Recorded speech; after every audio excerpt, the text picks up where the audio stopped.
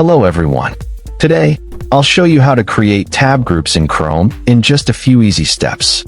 If you're looking to make tab groups in Google Chrome, you're in the right place. Before starting, don't forget to like and subscribe for more tutorials.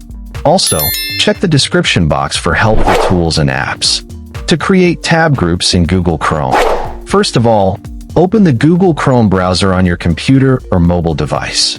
Once you are on the main screen, click on the tab group icon at the top right of the screen and choose Create New Tab Group from here. Now, enter the name of your group tab and choose the color for the group.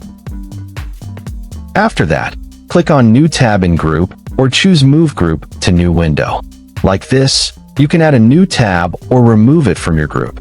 If you are using a mobile device, tap on the tabs icon at the top of the screen.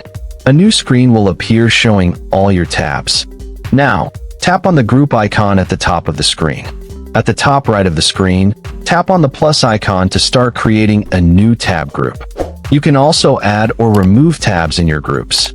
Now, your tabs are neatly organized in groups, making it easier to manage multiple projects or categories while browsing.